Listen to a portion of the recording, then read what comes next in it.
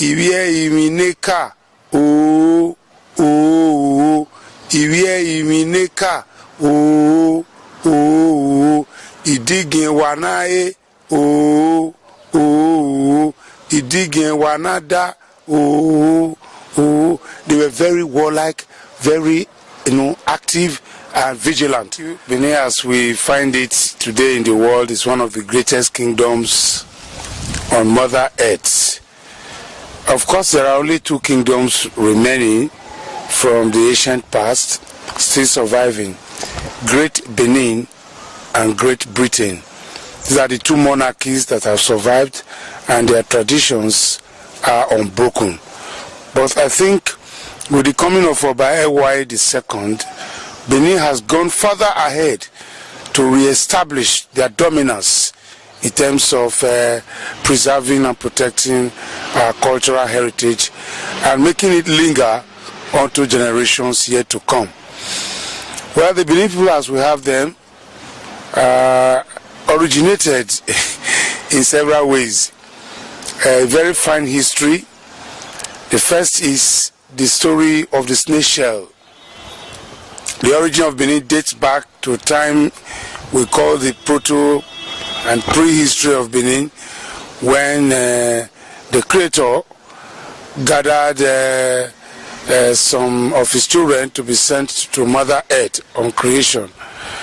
And a lot of them asked for several things, but the Benin man, Edo man, asked for a snail shell containing sand, and they were sent off to the earth. Upon getting to the earth, there was water everywhere, the seas. So there was nowhere to land until the Benin man, in his wisdom, poured the sand from the snail shell onto the waters, and sand emerged and formed land. And so that's why in our origin and the mythology of it, we say Benin man, the Oba of Benin, owns the land from here to anywhere. Oba Nyato, Kima Yase Webu. The second story is the story by Jacob Igarewa of blessed memory, one of the first historians of Great Benin Kingdom, of the African stock.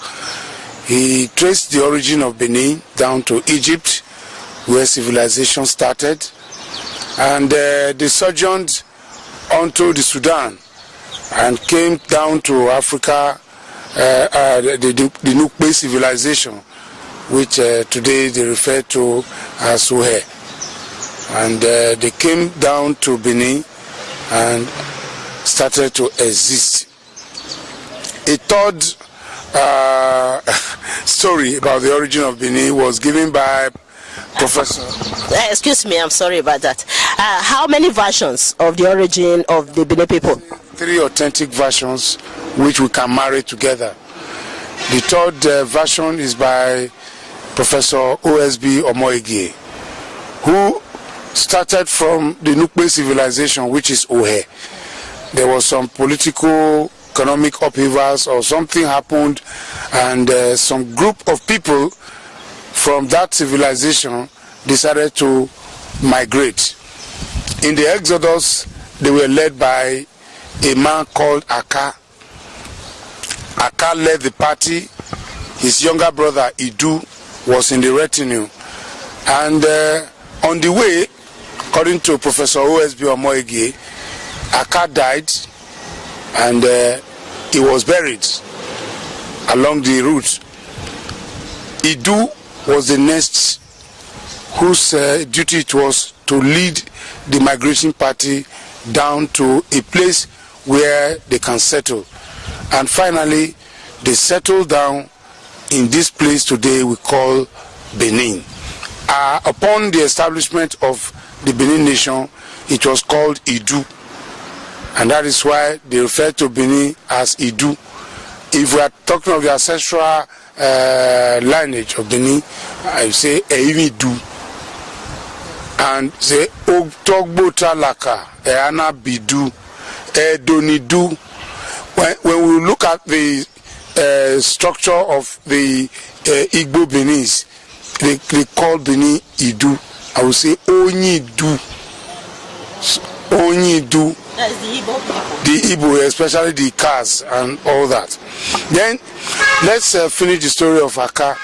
The children of Aka were angry upon the declaration of the Idu land at Ugbekun. Benin actually started from Ugbekun, where the palace was built by the first rulers. The Aka children got angry and said their father started the journey. The place should be named after him. But Idu was a very strong man, so he was able to overpower them, and he had the upper hand. In anger, they started a quarrel. After some revolution, they decided to migrate, and they went towards the water lines. That's along the creeks where we have water, which is the delta area of the kingdom. And Idu called them Ihobo.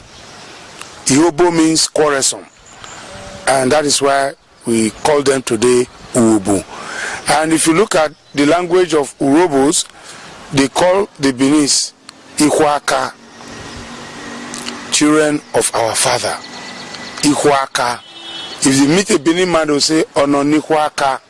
These are our brothers.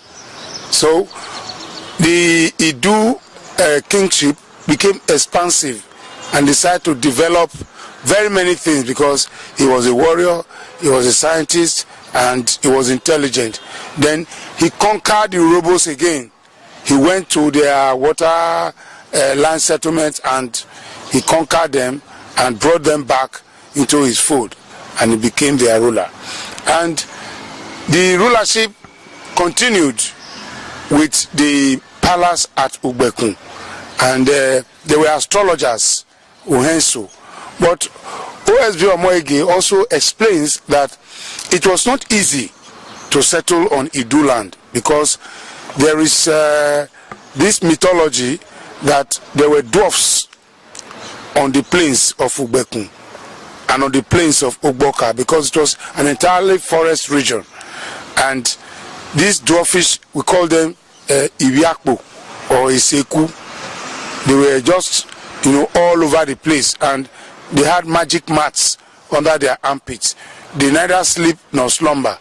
That's why they made a proverb in Benin about these Isekus, or what we call them Iwie Iwineka.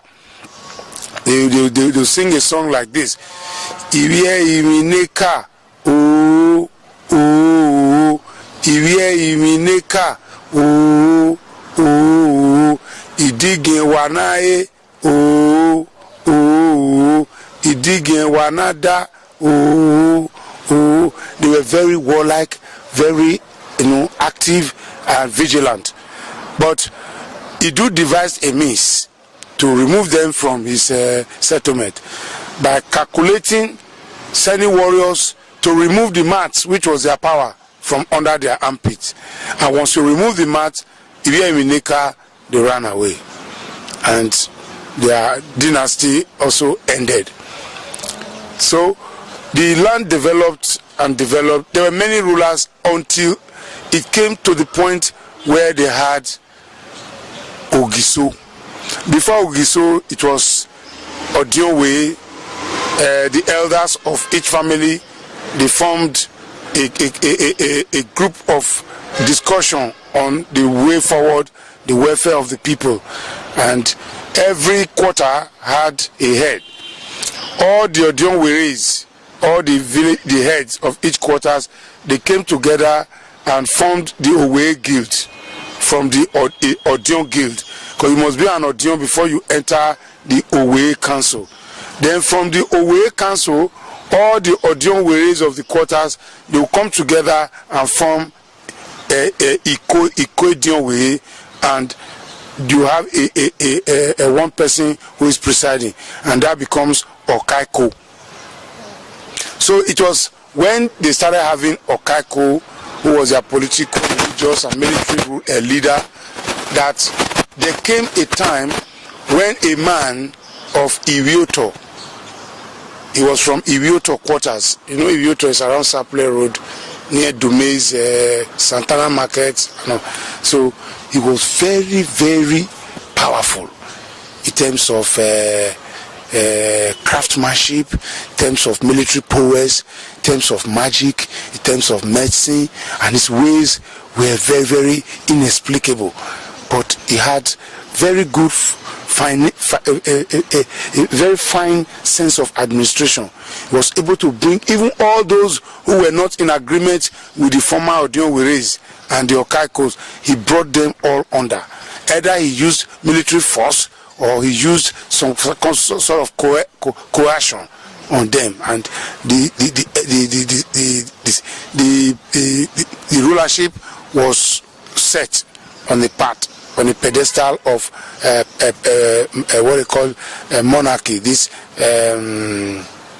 what primogeniture, that's the word, primogeniture.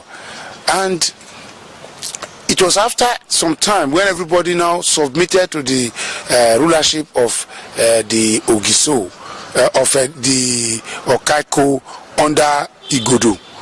That was his name, Igodo. When he became Okaiko, the people begged him to be their king, and he became the king. And they gave him a name that this man is not from this earth; he is from the skies. So mystical. Yeah, so mythical in all his ways, and they call him Ogiso, Ogiso, a ruler from the skies. A ruler sent by God from the skies. So they called him Ogiso. And during the reign of Ogiso Igodo, something mythical, something devastating happened. He lost his child. And I'm sure that was the heir apparent. And I think not yes, that was not the only son. Another son, two of them or more, died. And so he was mourning. He was so bitter. And he now said, what shall we do? He left to his hometown, mother's town, Udo, to mourn, declare the period of mourning. And at the end of the mourning, he changed the name of his kingdom, or we'll call it that time, maybe yes, his nation. He changed it from Idu to Igodo, Migodo. Igodo means strong, and Igodo, Migodo, it means a strong man has seen something strong and devastating. So from then, Benin became known as Igodo, Migodo. Yeah, that's the establishment of Benin. Now to look at it, apart from the mythical story of the creation by the story of the snail shell, the OSB Omoyege story and that of Jacob Irarewa, the tally. Because civilization started in Egypt. Egypt is in Africa. If civilization started in Egypt, it means that most civilizations migrated from Egypt and spread to the entire world. White skin, but they are in Africa. Egypt is an African nation. And the story of evolution by Professor Mary Leakey, from the remains of man, which they found in the Odovia Gorge around Lake Victoria, the fossils which they assumed showed that they were the oldest in life from any part of the world. No, around the Odovia Gorge near Lake Victoria, it's also in Africa, around those eastern block of Africa. So if man started to originate from Africa, the fossils have proved it, that the oldest remains of man which was found, they were found in Africa. So it means that, again, OSB explains that Benin was already in existence after the creation by God. That explains the story of the snail shell, that when the pluvia came, Benin were already in existence, and that was why we have the age of Isonoro. that explains why we have Isonoro, the rainy sky. That was when there was a pluvia, and when the earth was submerged in water for about 40 days and 40 nights.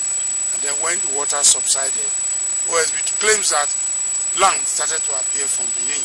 So, well, all those are myths and mythologies. But Benin is a nation with a social contract dating back to the earliest times, that it is one of the oldest civilizations on earth. At least it's explained that when Christopher Columbus went to America to discover America, Benin was already in existence. This man they call Afonso de Aveiro had made a voyage to Benin, and Benin had already sent an ambassador, an emissary to the Portuguese nation, and had an embassy there. So Benin is an old society, and we have continued to exist till the reign of the Ogisos. As I told you, the Ogisos ruled in Igodo, and up to a time when the last Ogiso, Owodo,